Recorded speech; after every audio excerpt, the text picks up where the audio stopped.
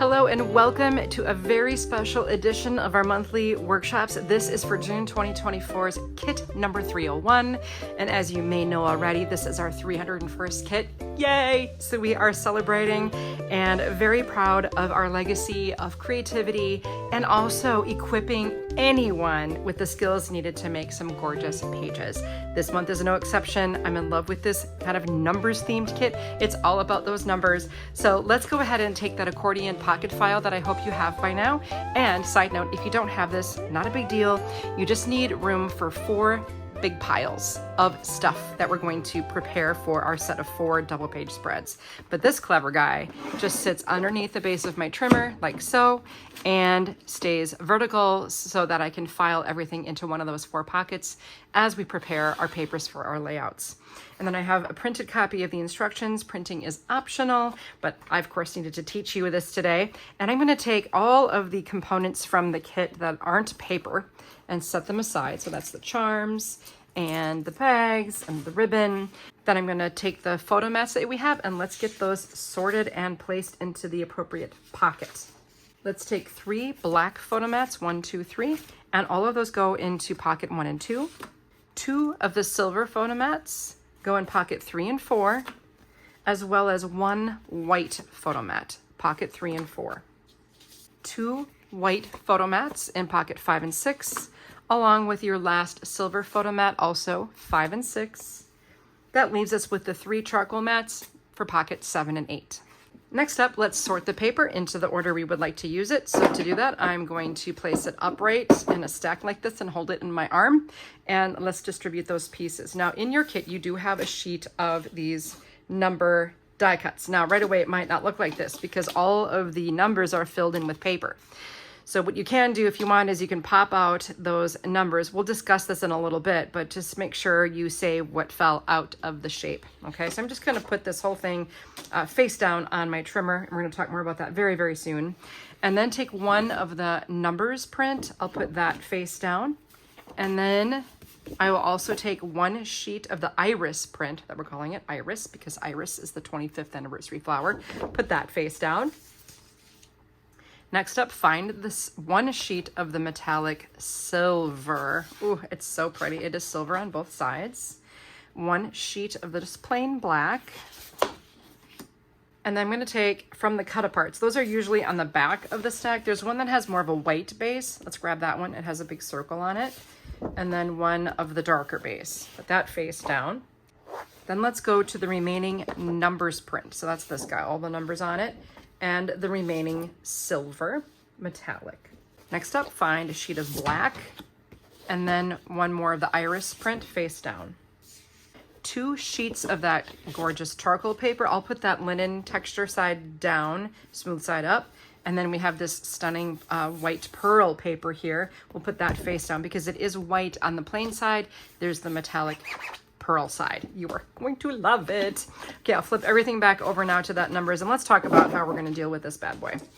I'm going to go to page 1 of my instructions and it is pictured here.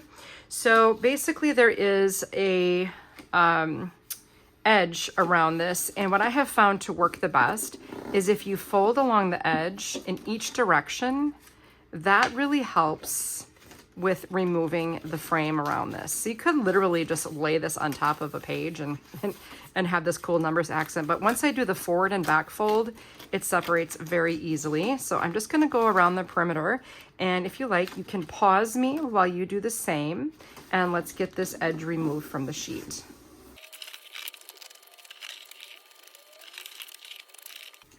All right, with that prep work done, I'll get rid of those ends. And now we can separate the individual numbers in the same exact way. So again, I suggest the folding in one direction and the other, and that really makes it easy to get these separated.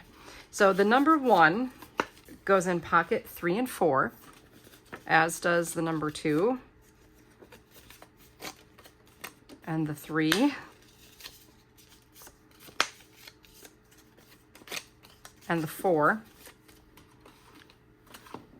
and also let me get that folded here in each direction. Again, it makes such a big difference. It just breaks the paper into that easily separate section here, the number 5.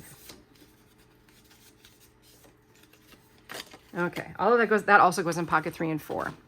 Then I don't think I used the number 6. Now, that's only because I didn't really have a spot for it where it had meaning, but you might have a little boy's 6th birthday or something, then use the 6, okay? But I'm going to go with the 7.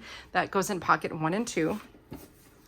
The 8 I didn't use. I used one of the zeros, and instead of using it as a 0, I used it simply to tuck behind something that was of the right size. So I'm going to grab the 0 and put that in pocket 5 and 6. And then the ampersand I used in layouts 1 and 2. So these are leftovers. I got a 6 or a 9, an 8, a 6 or a 9, and a 0. You can set those aside and use them as you wish. Now just a little note, before you start punching out the shapes, might I encourage you to punch them out and keep them in a specific order so you can figure out what's what, instead of having this whole big pile of you have no idea what. I can see the number 1 here. I am going to use the number 1 shape in pocket 7 and 8. And then I'm also using the 2 and the 3 and the 4 and the 5 pieces, but I've made a mess of this. When I was taking pictures for this item, I just popped it all out in the studio and I didn't stay organized. So this is just my little suggestion to stay organized with your leftover pieces, because I do use them. Using them is completely optional, okay? So don't worry about it. If you've already punched them and you can't make sense of it, no big deal. Even the original number will help you put everything back together again if you really want to. It's like a big puzzle. Finally, we get to do some trimming. So let's start out with this numbers print. It does not really matter how this goes into the trimmer. I mean, it can be if you have a feeling for what's right side up, this might be it. I don't know. Jacqueline designed it. She, in her mind, has a right side up. But however you want, okay? We are going to place this in the trimmer any old way then and trim at 9. Now, before you cut, make sure the blade is all the way up. Make sure the paper is all the way at the top of your trimmer base, so it's up against this ridge right here. Find 9, making sure you're looking at the inches and not the centimeters. That's the top row. We need inches.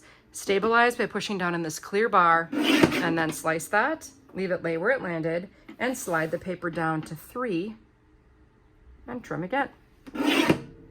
Now this larger piece here is going to go in pocket 3 and 4, and noting that this paper is the same width as my accordion pocket file, so that it make sure it goes in kind of at an angle so I can still see the pocket number here on the left. I'll pick up the piece that fell from the middle of the print, we'll rotate it so it's horizontal, and cut at 8 and 4. Gather up the pieces. You should have one of them going into pocket 3 and 4, and the other 2 going in 5 and 6. The very last long strip here simply gets placed in pocket 3 and 4, and we're moving on to the iris print, the next thing in our stack. We'll cut this at 8 and 3 3/4. So 3 plus 3 columns on your trimmer base to the left brings us to 3 3/4. And yes, we lost a little bit of our leaf of the iris. It's okay. This is going to go in pocket 1 and 2 at an angle. The center section we're going to trim quite a bit, so I will just place it in horizontally and cut at 9 3/4, 7 1/2, 3 3/4. All right, these 2 rectangles should be the same, the first 2 pieces, the one in the trimmer base, the one that just fell. Pocket 1 and 2 on those. And then you have these 2 strips. We're going to place them horizontally into the trimmer, stacked together, and we'll cut at 4 and 2. These can go all in pocket 1 and 2. You have this long remaining strip, this one also 1 and 2. So that entire print was used in 1 and 2, and I regret to inform you that these are our scraps for the entire kit. Okay, I'll throw those away. And when we're moving on to that beautiful metallic silver, our first cut here is at 10 1/4. So 10 plus 1 column left, and then 8. Nice whole number for you. And 4. There we go. 4.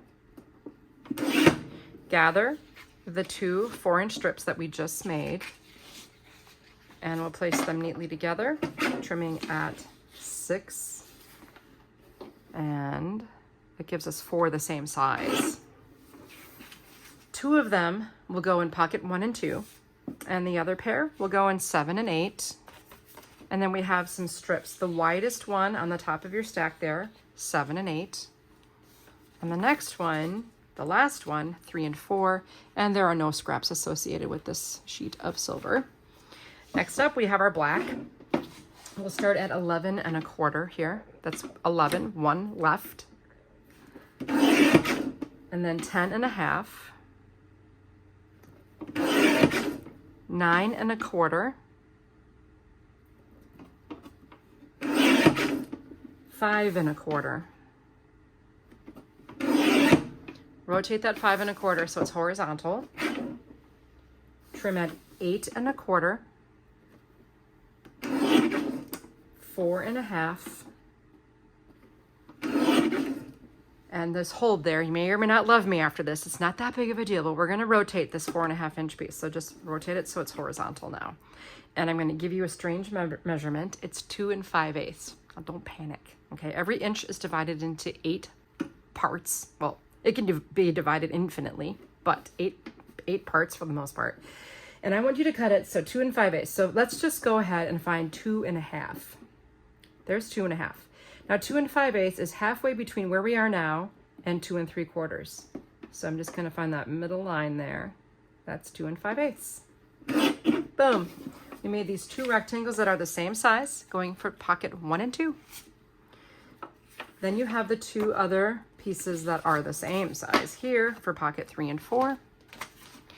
You've got this longer strip. It's 4 by 12 right now. We're going to make it 4 by 6. Trim at 6. And then both of these pieces, 5 and 6. Next up, you have the widest remaining strip going into pocket 1 and 2. And then you have your 2 remaining strips for pocket 5 and 6. That was your last sheet of just regular paper. Now we've reached the Cutaparts.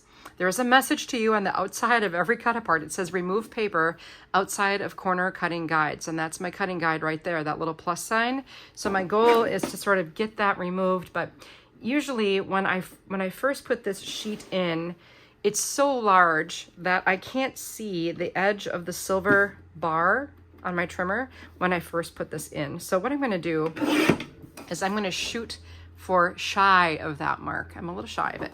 Then I'm going to rotate the paper, and this time, because now the sheet is small enough, I can see the edge of the silver blade right here lining up with that hash mark. And I can see it at the top as well. Lovely. Rotate. Now I can see really good for this one. Rotate again. I can look to the left to find my 12-inch mark, and that lines me up nicely. And then this last rotation brings me back to where I started, where I can take off that last little hair. And I'm always very proud of my trimmer, that it's capable of trimming off that little hair. So if you don't have a trimmer like this and you're still using like a slider one, I just want to encourage you to give this a try. It's very economical. Self-sharpening blade works great. All right, so here we are now with this Cutapart. We can just go, and I want you to place it in the trimmer so that this narrow strip is on your right, and we'll cut at 11, 10, 9 and a half, 9, 7, nice whole numbers for you, right? And 4. Now rotate the piece in the trimmer so that the number 7 is on the right. We'll trim at 10 and 6. All right, this larger piece, pocket 5 and 6. Our circle, 3 and 4. Our tag, well, while we have it, why don't we just nip off those little corners? Lovely. Put that in pocket 1 and 2. You can do that with a craft knife as well. You could do it with scissors, whatever you want. Again, pocket 1 and 2 on that. Now pick up the next strip. This has some tags as well, so you can remove those corners either now or when you're finishing your pages. Let's cut at 10 to remove that tag on the right, and then 8 and 6. This larger piece, pocket 1 and 2. All the words, 5 and 6. This tag where the lines are horizontal, 3 and 4. And this tag with the iris, 1 and 2. And now we have this remaining piece to be trimmed at 6. The joy piece, 5 and 6. And then the love, 1 and 2. Love and joy. What else is there? And then we've got these strips right here that have the dots, 5 and 6. And we have one strip that it doesn't matter which one of the two remaining, pocket 1 and 2, and the other one in 5 and 6. Okay, same message will be delivered here on this cut apart. Hopefully you can see that okay in the corners. And once again, I will just trim shy of the line here, rotate, and then this time line them up. Looking top and bottom always. And once you've done this a few times, it gets easier and easier to see it and do it. All right, so we have that last little hair coming off, and we'll get rid of those ends. Make sure your piece is positioned like this with this strip here where the number 1 is in your lower left corner. And our first cut this time is at 10 and a half. Then 9, 8 and a half, 8, 6, and 3 and a half. Take this large strip that goes in pocket 7 and 8, and the next one, place in the trimmer so that one of a kind is on your right. Cut at 9 and a half, 7, and 4 and a half. A piece that goes in 7 and 8. You've got these 2 squares with lots of numbers on them. They both go in 5 and 6, and one of a kind, 3 and 4.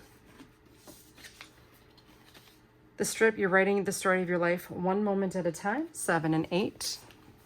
Maybe next you have these 2 dotty border strips for 3 and 4. Today was 1 in a million, 3 and 4. And that final strip with no intelligible words on it, 7 and 8.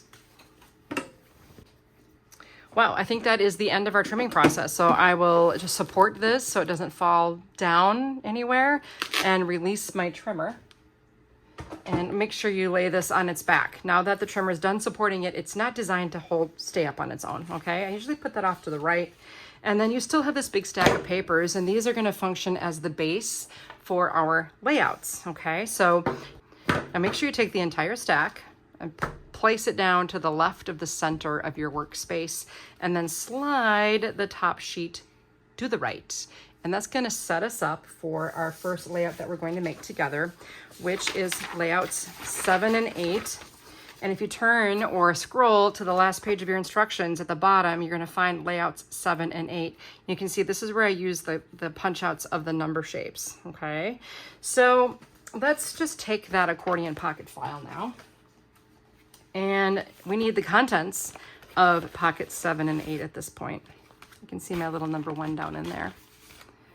Okay. So I like to distribute the pieces from my hand rather than from the tabletop, because it can be kind of time consuming to pick up every little piece that you find. And we're gonna start out, let's take this really wide silver strip and bring it near the top of this page and then nest it with this title, You're Writing the Story of Your Life One Moment at a Time. Then we can take this one, You Have to Be Odd to be number 1. That goes in, I'd say, you know, 1 3/4-ish from the left edge. We'll be able to determine the best spot for it. Then we'll have 2 vertical charcoal mats. And yes, this one will overlap the strip a little bit. Beneath it, we're gonna add this guy, okay? And then we have 2 silver mats here that helps determine where this goes. 1 vertical charcoal here. Our little piece with the number 1 right in this area. I'm out of things, and that's the layout in its most basic form. Embellishing is another option. So I want to talk you through some of the things that I did on this page, okay? So first of all, we have these fun acrylic buttons here. They're clear and neutral, and that's kind of what I was looking for in choosing the goodies in this collection. And I had to do this months ago before I knew exactly what the kit was going to look like, but I love what these add. And I sewed mine on with some white thread, white cord that I have. We do carry this if you don't have something like this. You can just glue it on without sewing anything. You can glue it on while you add a bow, whatever you want. The world is your oyster. Okay, it's your button. I won't try to push it. Now here, if you think of it, before you nest this onto the silver, you should be able to get your crocodile punch into the middle of this, or if you have a long arm crocodile, which I happen to have because I nested this on there first, punch a hole. And then I threaded the ribbon through the hole and ended it right about there and secured it with tape. And then I took this gorgeous ribbon and brought it around to the back, and it's secured right on the strip, okay? So it gives it a nice look and also balances what I did on the other half of this page, which was to simply run the ribbon entirely across. So if you're looking at the picture and thinking, where did she get that silver paper? It's not. This is that beautiful ribbon running its way across here. Now, this spot is where I did something a little bit more labor intensive, which was to reassemble the little pieces that fell out of the number cut apart. It would also be a wonderful spot for a photo mat, okay? So I don't want you to stress about it. If you're not in the mood to do this, don't. This took me maybe 6 minutes to glue each individual piece, and I used a ruler to help keep everything level. So it's a little bit more labor intensive than I usually like. So I will completely leave that up to you. Well, of course, everything is completely up to you, right? So that's layouts 7 and 8 already. Super easy. And it's up to you how complicated you want to make it. I'm going to pick up the base of this page 7 here and slide it over, and then slide the black over. And now we are presented with the base for layouts 5 and 6. So I will empty that pocket. Here we go, everything we need. And I'll put it back in my hands. I'm going to start with this strip right here, okay? I'm going to place it about here. I don't know how far away that is. It can be adjusted because we're not going to glue anything down. And then I'm going to add 2 white photo mats. And it's going to cover up part of the strip here. That's okay. And that's going to get nested with these 2 printed pieces, which, yeah, in turn, that's going to be covered as well. But I really like the contrast between the white and then this darker, and then the photo mat will be light again, or whatever you have for your pictures. Now I have 2 squares. They're going to be here side by side, and you can use them just as page finish or embellishments, or you can put photos in those spots. And then the silver mat is vertical here and nested with this item. You can add a photo that covers the entire area or just one in that spot. And I did add a sweet little button to the top of this so you can still slide the photo underneath. Your choice on that as well. If you know what you're going to be doing there, leave it plain if you want to cover this whole thing. Then I have 2 horizontal black strips nested with those 2 printed border strips to kind of anchor things a little bit on this. And we'll add our black photo mats here. They're going to be vertical. Now this is the number 0, but it just so happens it scales perfectly to nest with this. I took some of the ribbon and I trimmed a length a little longer than the die cut and threaded that across and brought it around to the back. And then I added this with foam adhesive. And I also finished with one of those infinity charms. And that just went right here with glue. And before I did any of that, I edged this with some of our white pigment ink. Now this ink needs time to dry, so just be aware of that, or heat set. So it's kind of neat with those perforated edges. When you ink the edge of this, it looks really cool. And what I loved too is it kind of matches what Jacqueline did in her design work on the edge of that numbers print. Well, both prints really. Look at this. The edge of this looks like it's been inked with white, and now this does too. How clever is that? So again, that goes here, ribbon goes across like so and wrapped around, and then this sits on top, and then you've got your cute little infinity charm. Adorable. Now, what's happening in this lower left corner here is there is a white velveteen bag, and then you have your tag. Just trim those corners, and this is designed especially to fit inside. The pick does open, fit inside the bag. And just because I wanted to show you there is a way to use this, like you could take this charm and put it on anything. You could put it on a necklace, you could put it on the end of a bookmark, you know, really anything, or just, I don't know. It's just a fun little commemorative charm we wanted to gift you for this special kit. I tied it to my bag, and I'll probably do something related to Club Scrap with this, maybe one of our expos or something. And then I stapled some ribbon to the top of this, and the page is good to go. Let's take a look at the finished version.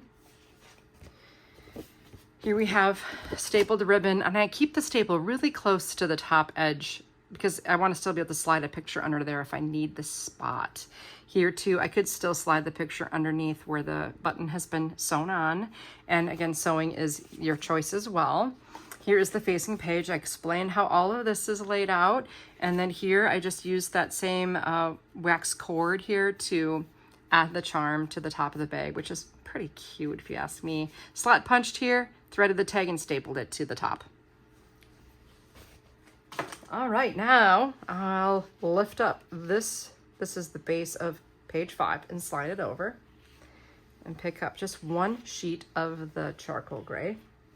Then I need to turn back in my instructions to page 3, bottom. I'm going to look at layouts 3 and 4. So I'll grab my organizer here, see if I can get everything out in my hand. Ha, got it. And if you don't feel comfortable with that, no big deal. You just might be pushing pause a little bit more because it's kind of hard, can be hard to keep up. All right, so I'm going to take one of these strips and put it flush on the left edge, and the other one would be flush on the bottom edge, and it doesn't matter which one. I like that. Now across the top of the left, let's take that wide strip and nest it with the heading. Today was 1 in a million. Love that. The one of a kind landed out of my hand right where it's supposed to go. It's like it knew its home. And then I have, oh, I forgot. We have these little dotty strips. I put those next to those 3-inch strips for a little transition there. And then we have our 2 photo mats kind of angled like so. All right, up here we have 2 vertical black. And then this I trimmed with scissors into a circle shape and placed it right about here. The white I lined up with this edge and nested with more numbers. And then I have my tag here at the bottom. And now we have all these fun little numbers. So the 1 goes here, and the 2 here. And then I just lined 3, 4, and 5 along the side. I thought it looked so cool. Yay, let's take a look at how this turned out. Okay, I added 3 buttons here. I like to work in sets of 3s, right? That always looks nice. And you can see how cool the rounded piece was. Now, do you see the little white schmutz that I got on here from the ink? I mean, there's a photo mat that's going to go there, but that's just what happens if you don't wait until it's dry. Okay, this I added with foam adhesive to give it a little loft. Kept this area clear of adhesive so I can slide the photo behind. Popped out a notch with my slot punch, and then here are my inked edges on the 3, 4, and 5. I think that looks so cool. And once again, if you have a lot of pictures, just put a picture in those spots, okay? This can be a real photo eater, as I like to call them. Now here on this, nothing special other than the addition of the ink on the 1 and the 2. And I love how the border strip just shines right through the openings. Perfect. Okay, and we're moving right along. Let's take this charcoal, slide it over on top. And then, my favorite, this pearl white paper. We've had this, I bought it at an opportunity that I had a while ago, and I always knew this was the kit that I wanted that pearl for. It's so lovely. Okay, we've got all the contents of pocket 1 and 2 in our hand. So we have this iris. I'm going to put that on the left.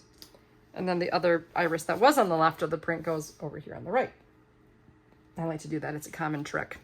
Now, in your instructions, you're going to see a black strip, and you're going to wonder, Tricia, there's no narrow black strip. Well, that's because it's ribbon. So I'll just take a length of this so that I remember that's what goes there, and helps create some separation between this gorgeous paper that I don't even want to cover up, to be honest. It's just so pretty. Okay, I'm going to spread this across here and nest it with my little title here, or my little border strip. And I'm going to take a black photo mat and top it with silver for a double matte. It's double metallic. It's double happy. I mean, a single matte is nice, but double matte is awesome. Then you have that piece that we trimmed to 2 5/8. I know, it's a really weird measurement. Fits right here. And then you just take 2 of the squares and look at this. It fits right in that spot. Perfect. That's why we had to trim that weird measurement. Now the other rectangle, let's see if we can find that. Well, we'll go with this. We've got this piece here and these 2 larger pieces up at the top. And it just fits in there so nicely. We have that other black rectangle fits here with the 2 squares. So that's reflecting what's happening up here. Now we have this conglomeration. So we're going to start it with this guy and then layer the ampersand here, just kind of near the edge and near that edge, but not touching it. And then above it, the black velvet bag. Insert the love cut apart in there. Once again, I think you need to open this. Good. And you can make that into a tag, slot punch it, and staple some ribbon on there. I did it so you can just kind of see the edge of the ampersand here. And then same thing here. This goes on the outside of the bag.